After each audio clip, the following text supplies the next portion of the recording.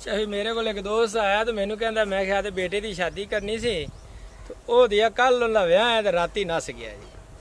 ਉਹ ਬੜੀ ਮੁਸੀਬਤ ਉਹਦੇ ਵਾਸਤੇ ਵਿਚਾਰੇ ਦੇ। ਉਹਨੂੰ ਪਰੇਸ਼ਾਨੀ ਇਹ ਸੀ ਅਕਸਰ ਬੱਚੇ ਨਾ ਉਹਨਾਂ ਨੂੰ ਪਤਾ ਨਹੀਂ ਨਾਦਾਨੀ ਦੇ ਵਿੱਚ ਨਾ ਮੋਬਾਈਲ ਵੇਖ ਵੇਖ ਕੇ ਉਹ ਮੁਸ਼ਤਜ਼ਨੀ ਦਾ ਸ਼ਿਕਾਰ ਹੋ ਜਾਂਦੇ ਨੇ।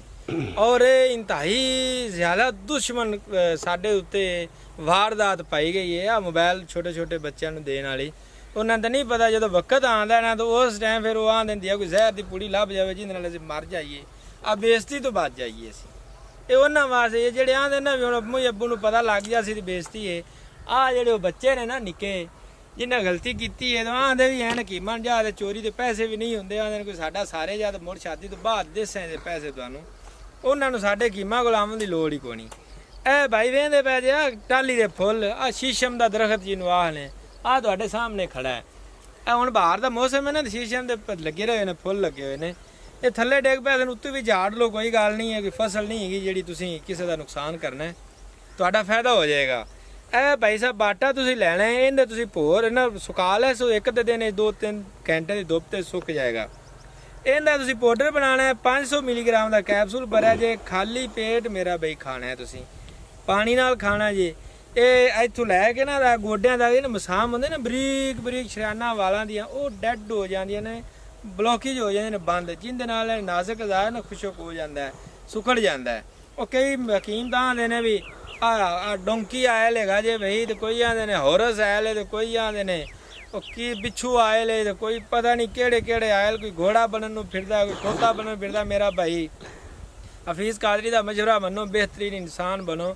ਤੁਸੀਂ ਸਾਡੇ ਨਾਲ ਰਾਬਤਾ ਕਰੋ, ਤੁਹਾਨੂੰ ਤੁਹਾਡੀ ਤੇਲਾਂ ਤੋਂ ਜਾਨ ਛੁਡਾ ਦੇ ਸੈਂਦੇ। ਉਹ ਤੇਲ ਵਰਤਦੇ ਵਰਤਦੇ ਹੋਰ ਕੰਮ ਨੂੰ ਪੈ ਜਾਂਦੇ ਜੇ ਤੁਸੀਂ।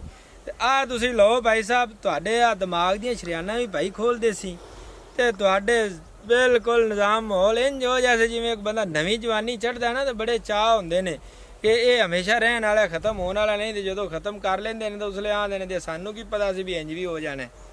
ਤਾਂ ਮੇਰਾ ਭਾਈ ਆਹ ਵੇਖੋ ਫੁੱਲ ਨੇ, ਟਾਲੀ ਦੇ ਪੱਤੇ ਵੀ ਕੰਮ ਆ ਜਾਂਦੇ ਜੇ। ਇਹਨਾਂ ਨੂੰ ਪਾਣੀ ਭੇ ਕੇ ਮੱਧ ਕੇ ਸੁਬਹ ਪੀ ਲਿਆ ਕਰਿਆ ਜੇ, ਫਿਰ ਵੀ ਬੜਾ ਫਾਇਦਾ ਜੇ। ਆ ਇੱਕ ਹਫਤਾ ਪੀਸੋ ਤਾਂ ਸਾਡੇ ਸਿਰ ਤੋਂ ਲੈ ਕੇ ਪੈਰਾਂ ਦੇ ਚਿੰਨਗਾਂ ਵੱਜਣਗੀਆਂ, ਸਾਰੇ ਮਸਾਮ ਖੁੱਲ ਜਾਣੇ ਨੇ ਤੇ ਤੁਹਾਡੇ ਕੋਲੋਂ ਆਦਾ ਆਪ ਸੰਭਾਲਿਆ ਹੀ ਨਹੀਂ ਜਾਣਾ। ਫਿਰ ਤੁਸੀਂ ਕਹਿੰਦੇ ਨਾ ਵੀ ਹੁਣ ਤਾਂ ਸ਼ਾਦੀ ਨਾ ਹੋਵੇ, ਅਸੀਂ ਮਰ ਜਾਣਾ ਜਾਂ ਬੇਇੱਜ਼ਤ ਹੋ ਜਾਣਾ। ਫਿਰ ਤੁਸੀਂ ਕਹਿਣਾ ਵੀ ਲੇਟ ਇੱਕ ਦਿਨ ਵੀ ਨਾ ਹੋਵੇ, ਰਾਤੋਂ ਰਾਤ ਸਾਡੀ ਸ਼ਾਦੀ ਹੋ ਜਾਵੇ। ਇਹ ਬੜੀ ਚੰਗੀ ਸ਼ੈ ਜੇ ਮੇਰਾ ਭਾਈ, ਇਹਨੂੰ ਧਿਆਨ ਨਾਲ ਵੇਖ ਲਓ। ਇਹ ਸ਼ੀਸ਼ਮ ਜੇ, ਇਹ ਤੁਹਾਨੂੰ ਸਦਕਾ ਜਾਰੀਆ ਸਮਝ ਕੇ ਭਾਈ ਦੱਸ ਰਹੇ ਹਾਂ।